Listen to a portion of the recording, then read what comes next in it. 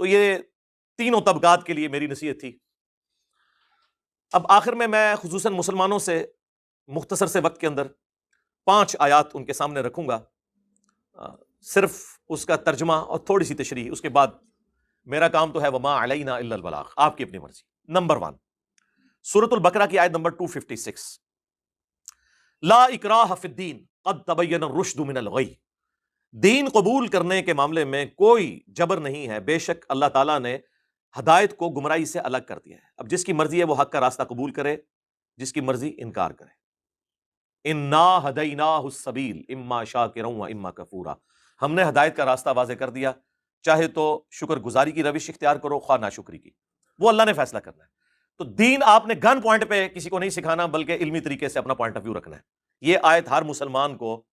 جو دعوت و تبلیغ کا کام کر رہا ہے، پہلے نمبر پہ اس آیت کے بارے میں پتہ ہونا چاہیے، چاہے وہ مسلمانوں کے اندر کر رہا ہے یا غیر مسلم کے سامنے کر رہا ہے۔ دوسری آیت خصوصاً غیر مسلموں کے حوالے سے، وہ سورۃ الانعام کی آیت نمبر 108، وَلَا تَسُبُّوا الَّذِينَ يَدْعُونَ مِن دُونِ اللَّهِ، مت گالی دو ان ہستیوں کو جن کو یہ اللہ کے سوا پکار رہے ہیں، یعنی لوگوں کے جو جھوٹے خدا ہیں، ہمارے نزدیک جو جھوٹے خدا ہیں، انہیں گالی مت دو۔ فَيَسُبُّ اللَّهَ عَدْوًا بِغَيْرِ عِلْم، پس اس کا انجام یہ ہوگا کہ وہ اللہ کو گالی دیں گے بغیر علم کے، یعنی اللہ تعالیٰ انہیں بینیفٹ دے رہا ہے کہ انہیں تو اللہ کا تعارف نہیں ہے نا، تو وہ غصے میں آ کے تمہارے سچے خدا کو گالی دیں گے۔ اس طرح کی ایکٹیویٹی پرفارم نہ کرو کہ جس کی وجہ سے یہ رزلٹ نکلے۔ تیسری آیت سورۃ المائدہ میں، وَلَا يَجْرِمَنَّكُمْ شَنَآنُ قَوْمٍ عَلَىٰ أَلَّا تَعْدِلُوا، اللہ تعالیٰ فرما رہا ہے کہ کسی قوم کی دشمنی تمہیں اس بات پہ نہ ابھارے کہ تم انصاف کا راستہ چھوڑ دو۔ اعدلوا هو اقرب للتقوی،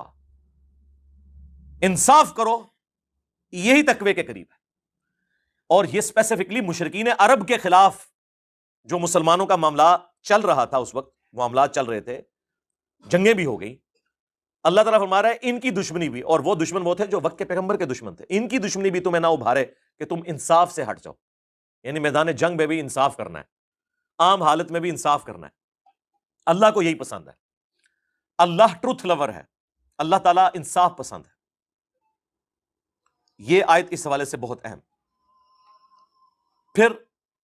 چوتھے نمبر پہ وہ آیت، ادع الی سبیل ربک بالحکمہ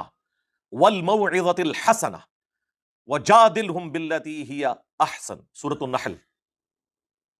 بلاؤ اپنے رب کے راستے کی طرف حکمت کے ساتھ اور اچھے واز کے ساتھ، اور اگر تمہیں مجادلہ کبھی علمی ڈیبیٹ کرنی پڑ جائے تو وہ بھی احسن طریقے سے کرنی ہے، گالی گلوچ سے نہیں۔ اس آیت کے اوپر بھی گھنٹوں بولا جا سکتا ہے، صرف میں نے یہ حوالہ دیا، باقی میری آپ قرآن کلاسز دیکھیں، میں نے ان آیات کے اوپر گھنٹوں گفتگو کی ہوئی ہے۔ اور 5ویں آیت جو سورۃ النساء میں اللہ تعالیٰ نے فرمایا کہ تم دیکھو کہ ایسی جگہ پر ہو جہاں پر اللہ کی آیات کے ساتھ کفر کیا جا رہا ہے اور ان کا مذاق اڑایا جا رہا ہے، تو تم وہاں سے اٹھ جاؤ یہاں تک کہ وہ اپنا ٹاپک بدل لیں، ادروائز تم بھی ان میں شمار کیے جاؤ گے۔ یعنی اللہ تعالیٰ یہ نہیں فرما رہا کہ وہاں پہ خود کش حملہ کر دو جا کے، ہاں نہیں، اگر اللہ کی آیات کا کفر اور مذاق اڑایا جا رہا ہے، تم کسی مجلس میں دیکھو وہاں سے اٹھ جاؤ۔ اگر تم میں یہ طاقت نہیں ہے، نہ تم میں کوئی اتنی علمی کیپیسٹی ہے کہ تم ان کی باتوں کا جواب دے سکو، تو تم وہاں سے اٹھ جاؤ۔ سوشل میڈیا پہ بھی اگر آپ کے سامنے اس طرح کی کوئی چیزیں آئیں نا، تو آپ ادھر سے اٹھ جائیں، یعنی مراد یہ کہ لیو کر جائیں۔ میں نے تو یار اسمارٹ فون بھی نہیں رکھا ہوا، مجھے لوگ بتاتے ہیں یہ ہو گیا فلاں ہو گیا، میں کہتا ہوں الحمدللہ مجھے تو کوئی نہیں پتا، نہ میرے پاس واٹس ایپ، نہ میرے پاس فیس بک، زیادہ میں لیپ ٹاپ یوز کرتا ہوں، وہ بھی جو ضرورت کی چیزیں ہیں ان کے لیے۔ باقی جو ہر وقت افراتفری پھیلی ہوتی ہے تو یہ پھیلتی ہے واٹس ایپ کی وجہ سے اور فیس بک کے اوپر لگائی ہوئی پوسٹوں کی وجہ سے۔ تو اللہ تعالیٰ نے اس حوالے سے مجھے اتنی سمجھ دی ہے، تبھی تو یہ پھر بندہ کام کر سکتا ہے، ورنہ یہ کام کرے تو پھر کنسٹرکٹیو کام کوئی نہیں کر سکتا۔ ورنہ یہ 5 آیات میں نے اینڈ پہ مسلمانوں کے لیے تو بالخصوص اور غیر مسلموں کے لیے اس لیے رکھی ہیں تاکہ انہیں بھی پتہ چلے کہ اسلام کی ٹرو پکچر یہ ہے۔ باقی جو مسلمان ہیں یہ اپنے اعمال کا خود جواب دہ ہیں، اللہ اور اس کے رسول عز وجل و صلی اللہ علیہ وآلہ وسلم کی تعلیمات کے خلاف اگر یہ چلتے ہیں تو اس میں اس دین کا قصور نہیں ہے، اس دین کے سو کالڈ نام نہاد ماننے والوں اور سو کالڈ پیشواؤں کا قصور ہے۔ دین وہ ہے جو کتابوں کے اندر موجود ہے، اور اسی کو ہم نے عرض کیا ہے کہ مرنے سے پہلے اے مسلمان، اور یہاں تو ہم یہ کہتے ہیں کہ مرنے سے پہلے اے انسان، خواہ کسی بھی مذہب سے تم تعلق رکھتے ہو، کر لے اس پہ غور، کتابوں کا خدا اور ہے، بابوں کا خدا اور یہ اتنا جنرل سلوگن ہے، یہ آلموسٹ تمام مذاہب کے اوپر اپلائی ہو رہا ہے. آپ ان کی کتابیں دیکھیں اور ان کے پیشواؤں کو دیکھیں اور ان کے فالوورز کو دیکھیں تو ان کی کتابوں اور ان کے مذہب کے ماننے والوں میں بھی آپ کو فرق نظر آئے گا. جس طرح ہم یہاں پہ رو رہے ہیں کہ مرنے سے پہلے اے مسلمان کر لے اس پہ غور، کتابوں کا خدا اور ہے، بابوں کا خدا اور. بابے بھی اسی خدا کو مانتے ہیں، اسی رسول کو مانتے ہیں، لیکن ان کوالٹیز کے ساتھ نہیں جو آسمان سے نازل ہوئی ہیں،